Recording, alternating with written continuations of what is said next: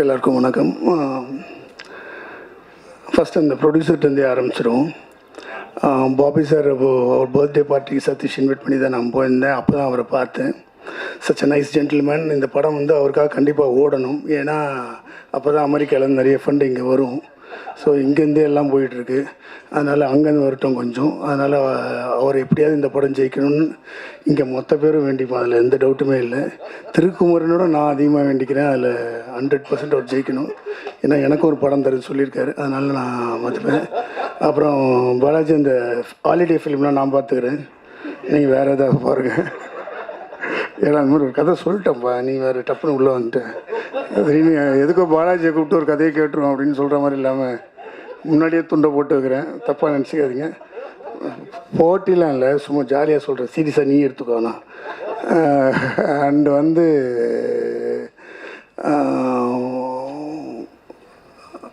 நம்ம ஹீரோ அருண் விஜய் சார்கிட்ட பேசுவோம். அவர் வந்து என்னென்னா, ஹீரோன்னா ஒரு டெஃபினிஷன் பார்க்கும்போது the man who crosses the அப்டக்கிள்ஸ் is a real hero அப்படின்வாங்க. அவ்வளோ அப்டக்கிள்ஸை தாண்டி வந்திருப்பார். எனக்கு தெரிஞ்சு எந்த ஹீரோவும் இவ்வளோ வருஷம் சர்வை பண்ணியிருக்காங்களேன்னு எனக்கு தெரியல. இந்த நிறைய இயர்ஸ் ஆஃப் ரஜினிசம், கமலிசம் மாதிரி, அஜித்திசம், விஜயிசம் மாதிரி இவருக்கு எவ்வளோ இயர்ஸ் சொல்கிறதே தெரியல. அதெல்லாம் தாண்டி வந்தவர். அவர் அமைதியாக உட்காந்துட்ருக்கார் பாருங்க, எதுவுமே பண்ணாத மாதிரி. ஸோ ஒரு டெடிக்கேட்டட் அண்ட் டிசிப்ளினான ஒரு ஹீரோன்னா அது அவர் தான்.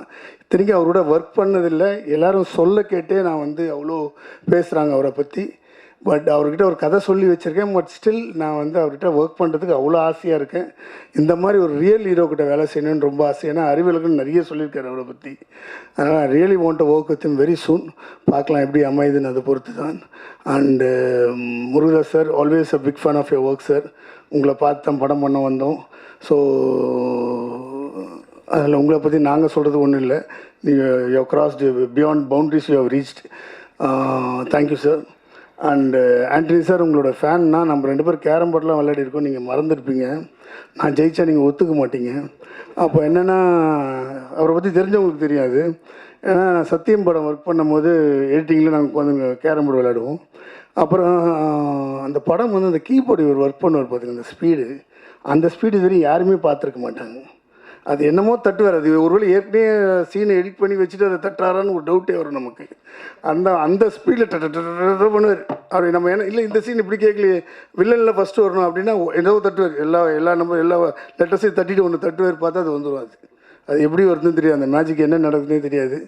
அந்த மாதிரி எடிட்டர்ஸ் எனக்கு தெரிஞ்சு இனி எந்த ஜென்ரேஷன்லையும் வர முடியாது. So always a fan of your work sir. And heroine, you look very beautiful, stay beautiful. அந்த படத்தில் அந்த சாங் ரொம்ப ப்ரீஸியாக இருந்தது. கண்ணம்மா கண்ணம்மா சாங். நம்ம தலைவன் கலெக்டர் டான்ஸு இவ்வளோ ஸ்டைலிஷாக இப்போ ஆடிட்டுருக்காரு. என்ன டான்ஸ் அது! ஸோ அதனால் வந்து அவருக்கு ஒரு பெரிய டிசர்விங் பிரேக் வரணும் இந்த படம். அவர் நிச்சயம் ஒரு டாப் 3 ஆக்டர்ஸில் வரக்கூடிய ஒரு ஆக்டர்.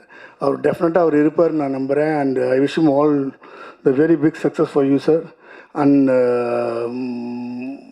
சாம் சிஎஸ் வந்து லாங் டைம் ஃப்ரெண்ட். அவர் கூட ஒர்க் பண்ணணும். 2-3 படம் பேசி நடக்க முடியாமல் போயிடுச்சு. அண்டு இந்த படம் சவுண்டிங் ட்ரெய்லர் பார்க்கும்போது அவ்வளோ டிஃப்ரெண்ட்டாக இருந்தது. நிறைய இடத்த எலிவேட் பண்ணியிருந்தார். And musical is very strong. அதே மாதிரி அந்த சாங்ஸும் அவ்வளோ பெப்பியாக பண்ணியிருக்காரு. ஸோ சாம் சிஎஸ்க்கும் என்னோடய விஷஸ். அந்த ஹோல் டீமுக்கு என்னுடைய விஷஸ் சொல்லிக்கிறேன். அந்த படம் வந்து நிச்சயமாக வந்து ஒரு will do something great for Krish Thirukumaran. ஏன்னா he deserves a very big success. ரொம்ப வருஷமாக அன்பரி மாஸ்டர் மூலம் தான் அவர் எனக்கு பழக்கம். அவங்க அடிக்கடி இவரை பற்றி சொல்லிட்டே இருப்பாங்க. இவர் அவ்வளோ புகழ்வாங்க. எனக்கு ஒரு பொறாமையாக இருக்கும். ஏன்னா இவ்வளோ புகழ்கிறாங்களே இவரை பற்றி அப்படின்ற மாதிரி இருக்கும். ஏதோ விஷயம் இருக்குல்ல, முருகதாஸ் சார்லாம் சொல்ல மாட்டார்ல. ஸோ அதனால் அது எல்லாமே இந்த படத்தில் வந்துடும். நம்ம எதிர்பார்க்குற எல்லாமே வந்து think Krish Thirukumaran will break it this time. So I wish you all success, Krish. இந்த படம் எல்லாருக்குமே ஒரு நல்ல படமாக அமையட்டும். Thank you so much.